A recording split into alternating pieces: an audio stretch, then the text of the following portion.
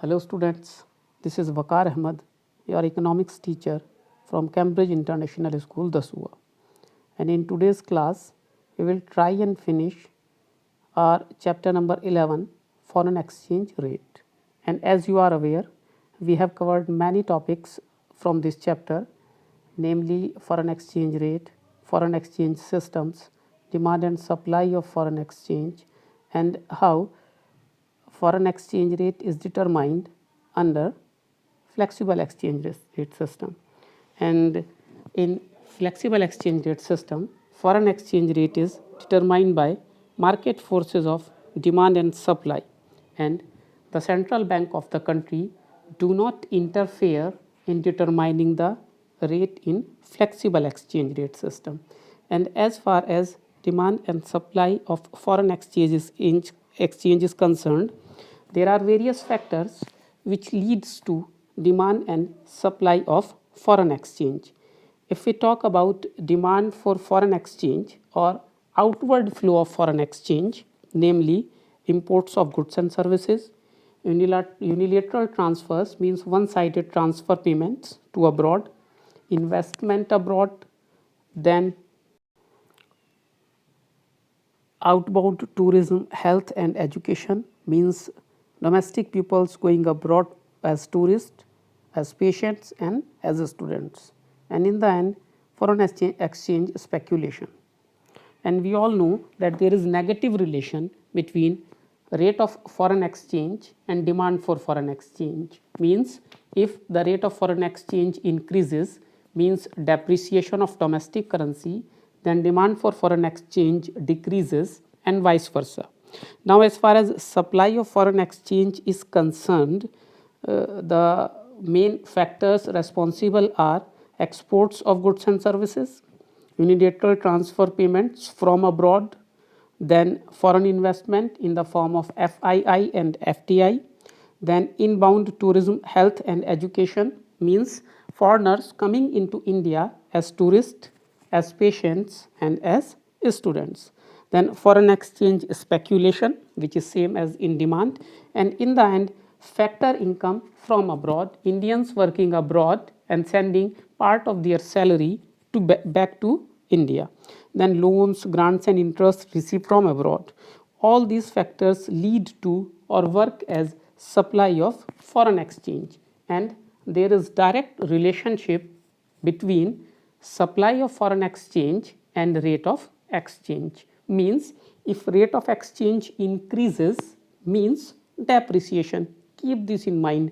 Rate of exchange increases means it goes up, say from 50 to 60. The rate of exchange is increasing, but basically it is depreciation. Then supply of foreign exchange also increases and vice versa. So this was all about the previous class revision. Now we shall start new topic. So as we discussed in the last topic, that equilibrium rate of exchange or equilibrium rate of foreign exchange happens when demand curve of foreign exchange intersects supply curve of foreign exchange. This point of intersection decides the rate of foreign exchange in a country, but there are various causes and reasons from social sector, economic sector, financial sector, political sector, which leads to change in demand and supply of foreign exchange in an economy. So when demand and supply changes, it induces the rate of exchange to change. So now we will study about all those changes and what are the causes which leads to the changes, we'll study later. Now first of all we will talk about change in demand for US dollars in India. Now as we studied in microeconomics, this change can happen two ways. Either demand can increase or demand can decrease. So let us see what happens if demand for dollar increases in India. So as you can see from the diagram, the original demand and supply curve for US dollar are intersecting each other at point E, which makes OP as the rate of foreign exchange and OQ as the demand and supply of foreign exchange. Now, when the demand for US dollar increases, it shifts the demand curve to rightward from D to D1, the red color demand curve.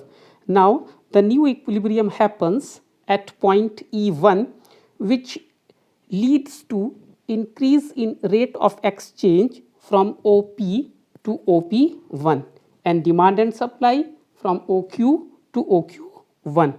So, what can we say? We can say that when demand for dollar increases, it shifts demand curve to rightward, which leads to the increase in foreign exchange rate, which means that now we need to pay more rupees to purchase $1, and it is indicating that the rupee has depreciated. So, we can say that when demand for foreign exchange or demand for US dollar increases, then it leads to depreciation of domestic currency. Now, just the opposite situation, decrease in demand for US dollar, and as you can see from the diagram, the original demand and supply curve for US dollar are D and S, and they are intersecting each other at point E. Then because of some causes, the demand for dollar in India decreases, which shifts demand curve to leftward, and new demand curve is D1. This is intersecting supply curve at point E1, which is the new equilibrium of demand and supply, which shifts the rate of foreign exchange from OP to OP1, and the demand and supply of foreign exchange also decreases from OQ to OQ1.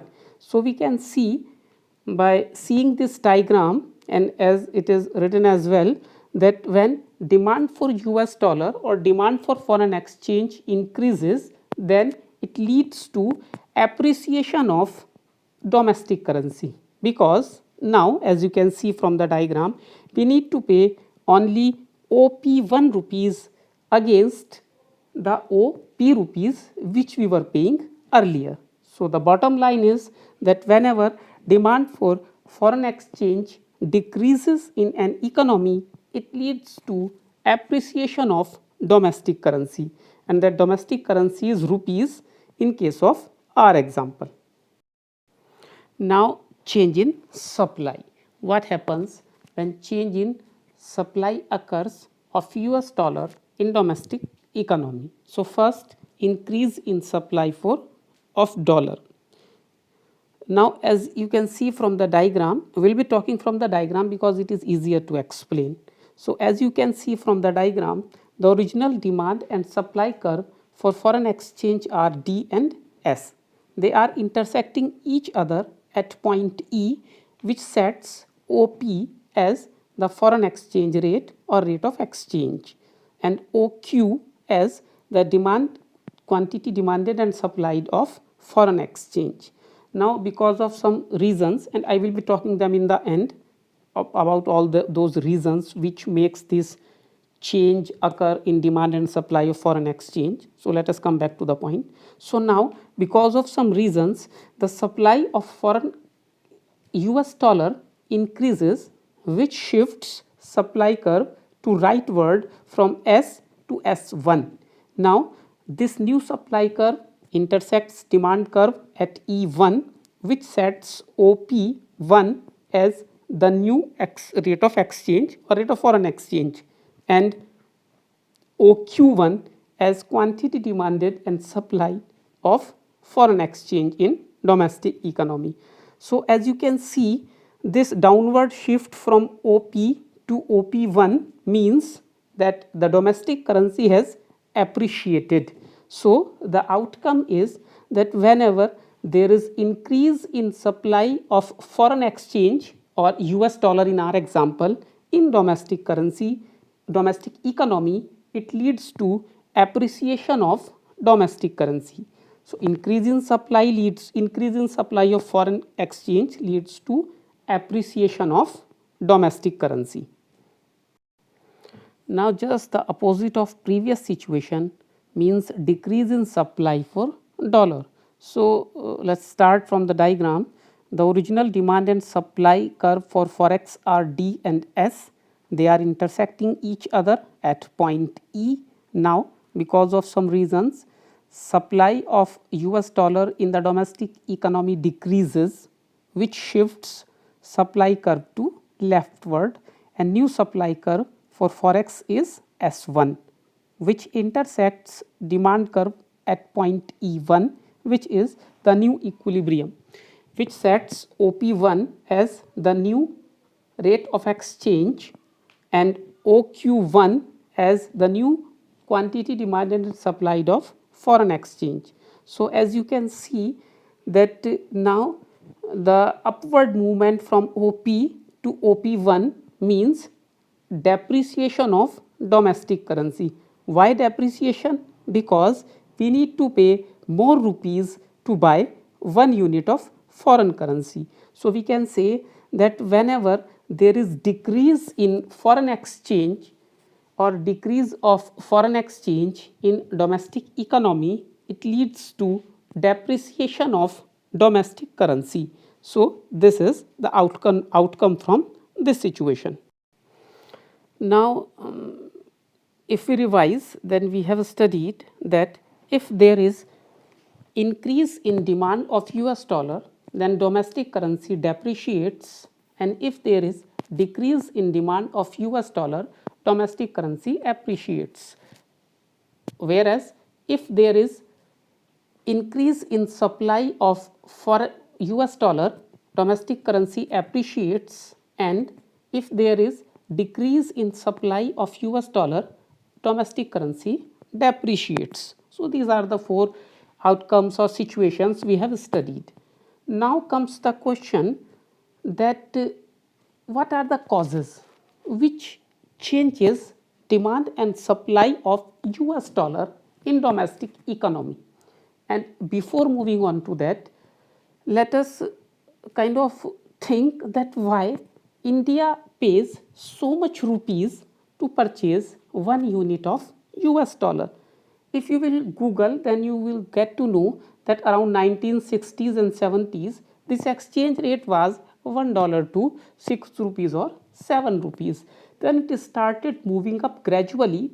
Around 90s, if I remember correctly, it was around 22 rupees or 20 around means somewhere around 25 rupees. And now in 2020, it is around 75 or 72, means 70 to 75 rupees range. It keeps on moving up and down because we follow flexible exchange rate system. So the point is, why is this depreciation of domestic currencies happening regularly? This is depreciation, as we have studied. We were paying 6 rupees, then 30 rupees, then 50 rupees, then now around 72, 73 rupees. So we need to pay more and more domestic currency to buy 1 unit of foreign currency. Why is that happening? Why is that happening? Why are domestic currencies regularly depreciating? Now let us come to the cause. If you are aware, India is the biggest importer of crude oil in the world.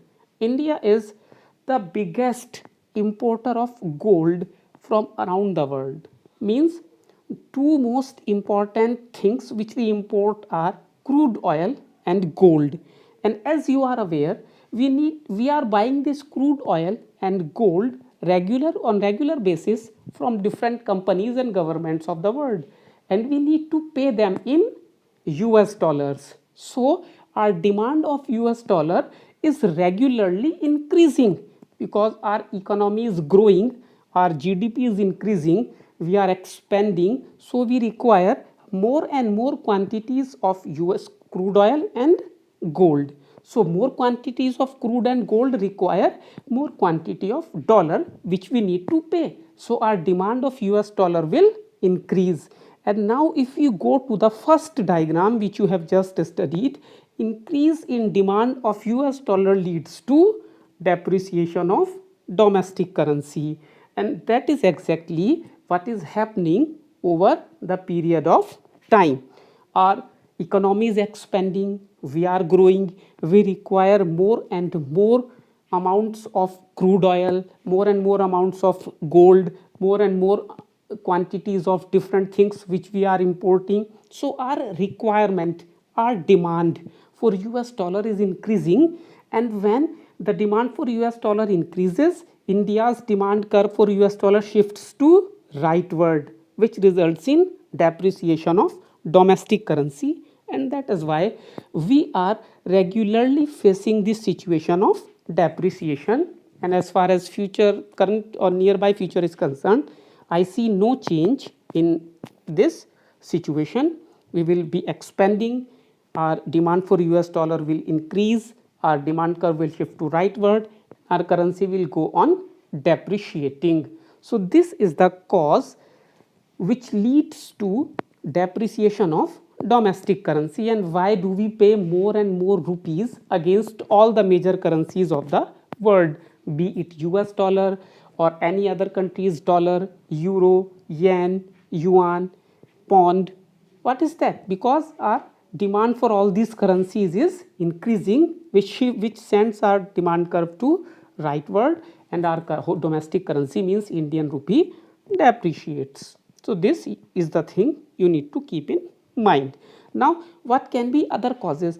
There can be many causes, like change in the taxation policy of the government, change in the consumption pattern of government, change in consumption pattern of industrial sector, change in consumption pattern of households, or the change in political situation, which leads to change in demand and supply of foreign exchange. So this was something extra which you need to keep in mind, that why all these things are happening.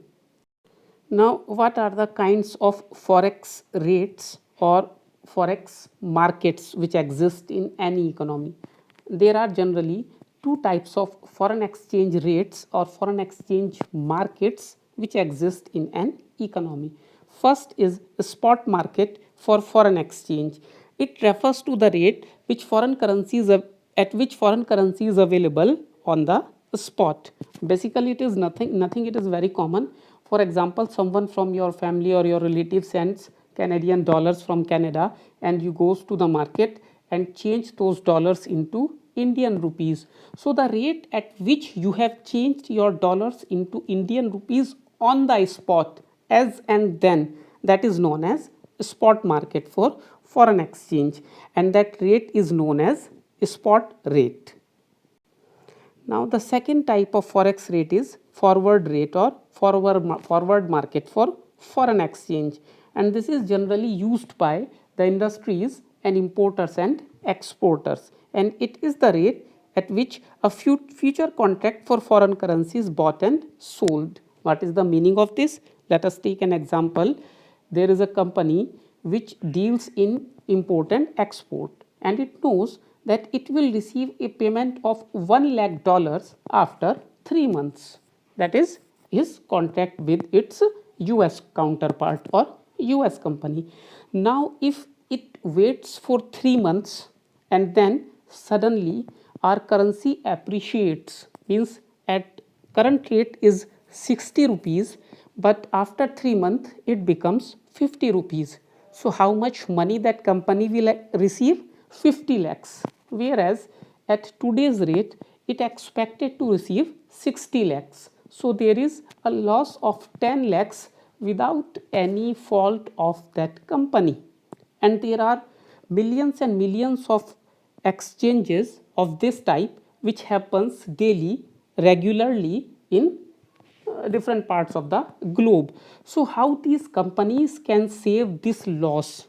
They can enter into a contract with foreign exchange dealer that they will supply $1 lakh to that dealer after 3 months, but the rate will be 60 rupees. Meaning, in forward market, rate and date are decided today, but payment or exchange happens at the prescribed future date. So this is known as forward market, and that rate is known as forward rate. So that's it for today, students. Today we talked about various causes which leads to appreciation and depreciation of domestic currency because of change in demand and supply of foreign currency. And there are some other topics in this chapter which are not in our syllabus, but if any one of you are interested into them, then they can contact me and I'll try and explain the meaning and the usability of those topics in international forex settings. So tomorrow we will start with the revision of this chapter. So if there is any topic which I sincerely is not, but still if there is any topic, anything which you are not able to understand or comprehend from this chapter number 11, then tomorrow till 3 or 4 p.m. you can message me. I will include all those queries into tomorrow's lesson, and we will try and solve some practical international forex problems as well into tomorrow's lesson. Till then, stay healthy, stay inside, stay safe. Bye.